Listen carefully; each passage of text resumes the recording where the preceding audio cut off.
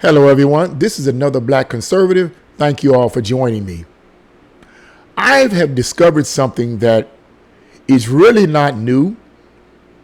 It's really not new, but it's pretty shocking and disturbing, and that is that there's a woman in Germany. That I'm going to tell you the reason why I'm mentioning this in Germany. But there's a woman in Germany that is sexually attracted to airplanes and wants to eventually marry this airplane. I think it's a Boeing 750 or something like that. She is sexually attracted to this airplane, and she eventually wants to marry the airplane. I'm not making this up. This is actually what she feels and what she believes. I'm going to read the article. It's a relatively short article, but I want to give you an introduction to the madness that we're about to get into. Now, you may say, well, okay, that's in Germany. It's not in America. That's true. However, I'm pretty sure that, this incident is happening in Germany and not in America. That's true. But the reason why I'm going to read this article and analyze this information is because that even though this is dealing with an individual in Germany, I'm pretty sure there are people in America who are sexually attracted to inanimate objects and wants to engage in sexual intercourse with them or marry them. You have people that's sexually attracted to animals. They call that trans-animalism or something like that. Or trans, and then you have trans species. People who believe that they're dogs or believe that they're cats. So they go around meowing and go around woofing and because they believe that they're animals. We living in a society that has completely become broken down. They've been broken down to the lowest level of centralization. It's really, really sad and really, really sickening. And we're going to see more and more of this. My heart goes out to this woman. It really does. It really does. My heart goes out to her. My prayers go out to her. But we're going to see a pervasiveness of this. More and more of this is going to increase. But let's get into this article because I want to get deeper into my commentary of what I believe is going on and the reasoning behind this woman's strange attraction, at least based on my opinion. So let's get into this. So the article says, starts off, a 23-year-old woman has taken the phrase Mile High Club to a whole new level by professing her sexual attraction to airplanes. Identified as an objectum sexual, meaning someone attracted to inanimate objects, Sarah Rhoda of Dortmund, Germany, refers to the Boeing 737 as her, quote, boyfriend, and desires to marry a toy replica of the plane someday. So this is a toy replica she wants to marry. But the article goes on to say, my plane is called Dickie, Sarah told The Sun. I love everything about him, but particularly his face, wings, and engine. They're so sexy to me. Some people don't understand my love, but my friends took my coming out very well and encouraged me. Now, I know that sounds kind of humorous, but that's a really, really sad situation right there. She said, I love everything about him. So not only is she falling in love with this inanimate object, a plane, but she also have given personality to this plane by calling it a him. It's clearly an inanimate object having no sexual gender, but she gives it or ascribes it a male, the male pronoun, a him. Wow, it's sad. There's a picture of her. I'll leave a link to the article in the description box below. But there's a picture of her. She's wearing some glasses, and you'll see the picture. And she literally has a toy replica of the plane, and she has her arm on it. And she's looking into the camera, and she's apparently adoring this replica of this plane. It's really sad. Sarah often flies aboard the Boeing 737 as much as possible and has 50 replica models of the plane at home. Sarah says she has past relationships with men she did not find fulfilling. She also admitted to once being sexually attracted to a train. Sarah's story recalls that of Japanese school administrator Akira Kondo, who identifies as fictosexual, and who married the hologram Hatsune Mica in 2018. The AFP described Mica as, quote, an animated 16-year-old with saucer eyes and lengthy aquamarine pigtails. And we've all seen that in a lot of these anime movies. We've all seen him have them big wide eyes and pigtails. Despite his family's disapproval, Kondo shelled out 2 million yen, that's $17,600 on a formal ceremony at a Tokyo hall where 40 guests were in attendance, while Michael was presented in the form of a stuffed doll. When at home, Kondo interacted with Michael via a $2,800 cylinder desktop device.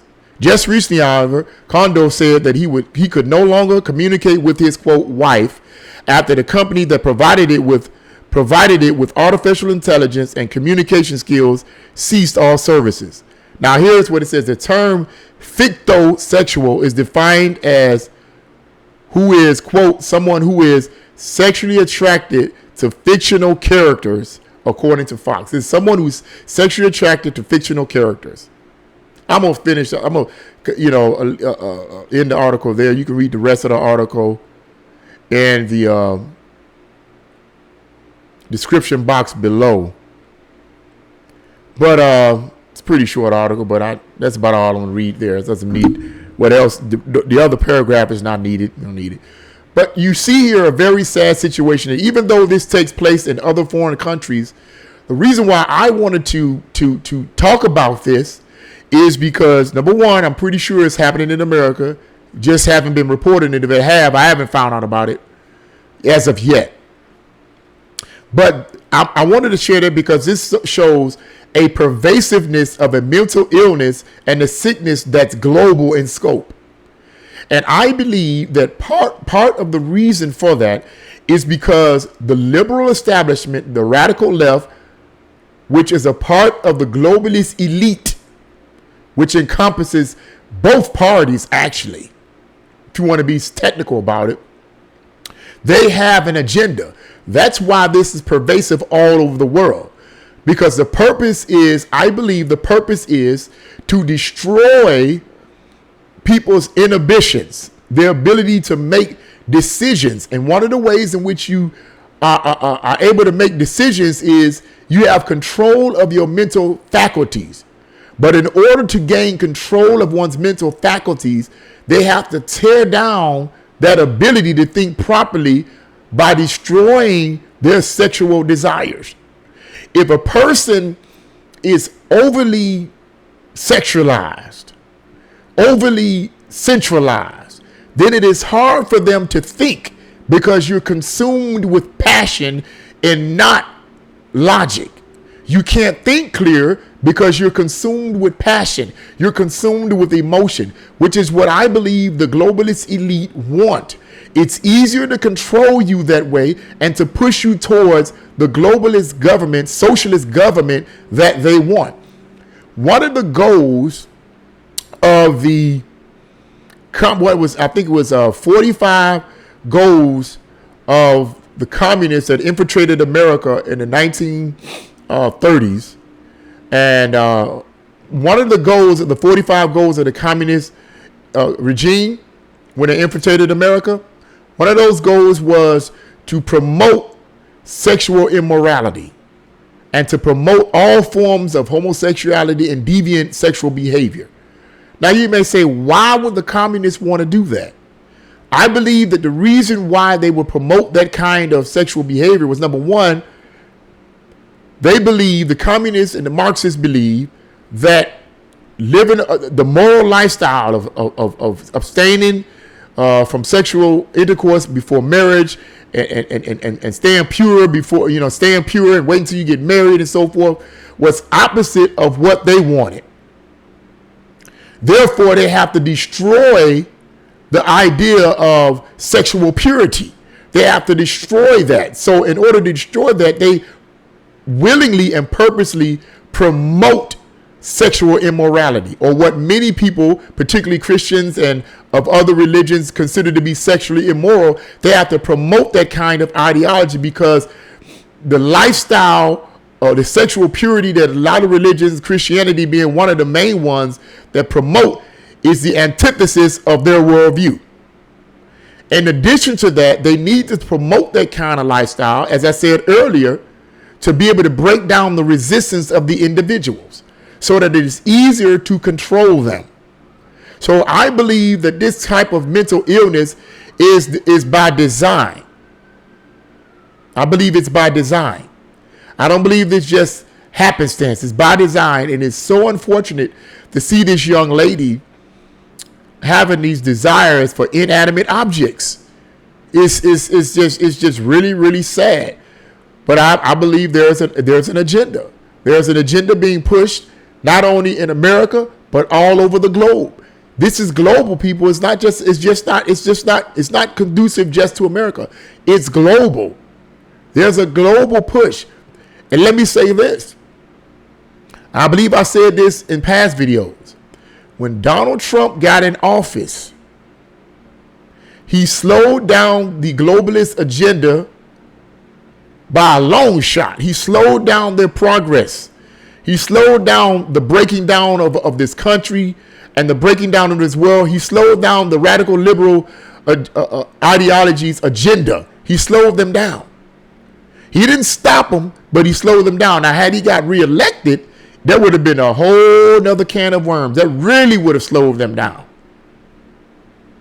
But Donald Trump slowed them down. And one of the ways in which he slowed them down was not just trying to put a limit on certain things here in America, but he stated in the United Nations meeting that he had when he first got into office that he would not allow socialism and globalism to dominate America. He told them that in an actual speech that I listened to.